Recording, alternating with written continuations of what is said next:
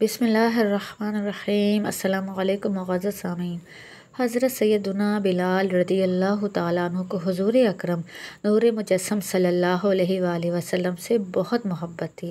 حضور پاک صلی اللہ علیہ وآلہ وسلم کا وصال ہو گیا تو آپ رضی اللہ تعالیٰ عنہ مدینہ کی گلیوں میں یہ کہتے پھرتے کہ لوگو، تم نے کہیں رسول اللہ صلی اللہ علیہ وآلہ وسلم کو دیکھا ہے تو مجھے بھی دکھا دو، یا مجھے آپ صلی اللہ علیہ وآلہ وسلم کا پتہ بتا دو۔ پھر آپ اسی غم ہجر میں مدینہ کو چھوڑ کر ملک شام کے شہر حلب میں تشریف لے گئے۔ 1 سال بعد آپ رضی اللہ تعالیٰ عنہ نے حضور پاک صلی اللہ علیہ وآلہ وسلم کو خواب میں دیکھا۔ حضور صلی اللہ علیہ وآلہ وسلم نے آپ رضی اللہ تعالیٰ عنہ سے فرمایا کہ اے بلال، تو نے ہم سے ملنا کیوں چھوڑ دیا؟ کیا تمہارا دل ہم سے ملنے کو نہیں چاہتا؟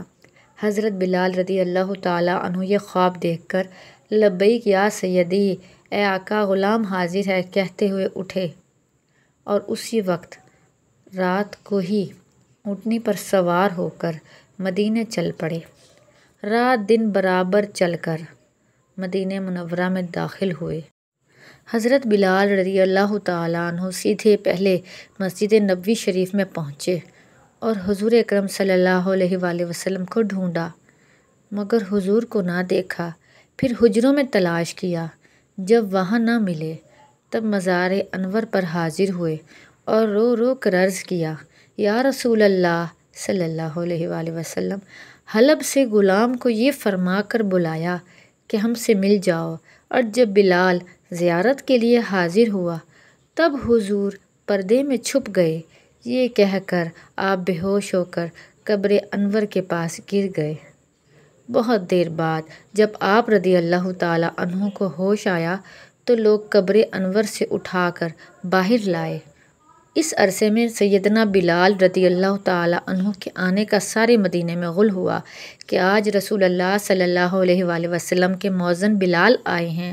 سب نے مل کر بلال رضی اللہ تعالیٰ عنہ سے درخواست کی، اللہ کے لیے ایک دفعہ وہ اذان سنا دو جو حضور صلی اللہ علیہ وآلہ وسلم کو سناتے تھے۔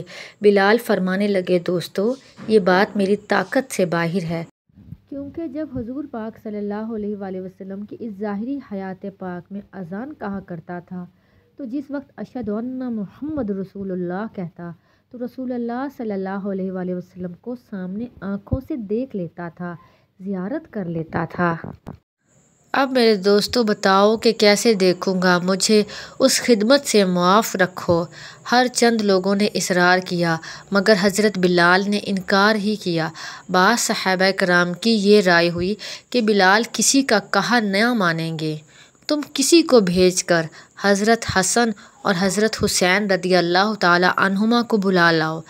اگر وہ آ کر بلال سے اذان کی فرمائش کریں گے تو سیدنا بلال ضرور مان جائیں گے، کیونکہ حضور صلی اللہ علیہ وآلہ وسلم کے اہل بیت سے بلال کو عشق ہے۔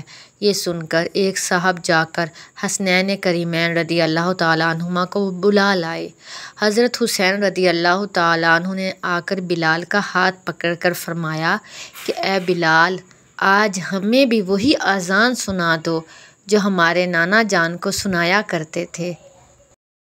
حضرت بلال رضی اللہ تعالیٰ عنہ نے امام حسین رضی اللہ تعالیٰ عنہ کو گود میں اٹھا کر کہا، تم میرے محبوب کے کلیجے کے ٹکڑے ہو، نبی کے باغ کے پھول ہو، جو کچھ تم کہو گے منظور کروں گا، تمہیں رنجیدہ نہ کروں گا کہ اس طرح حضور اکرم صلی اللہ علیہ وآلہ وسلم کو رنج پہنچے گا۔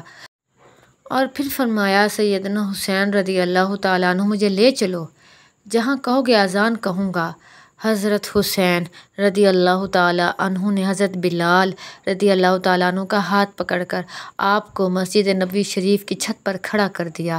بلال نے اذان کہنا شروع کی، اللہ اکبر۔ مدینہ منورہ میں یہ وقت عجب غم اور صدمے کا وقت تھا۔ حضور صلی اللہ علیہ وآلہ وسلم کو وصال فرمائے ایک زمانہ ہوا تھا۔ آج مہینوں کے بعد اذان بلالی کی آواز سن کر حضور کے ظاہری حیات مبارکہ کا سماں بند گیا۔ سیدنا بلال رضی اللہ تعالیٰ عنہ کی آواز سن کر مدینہ منورہ کے بازار گلی کوچوں سے لوگ آ کر مسجد میں جمع ہوئے۔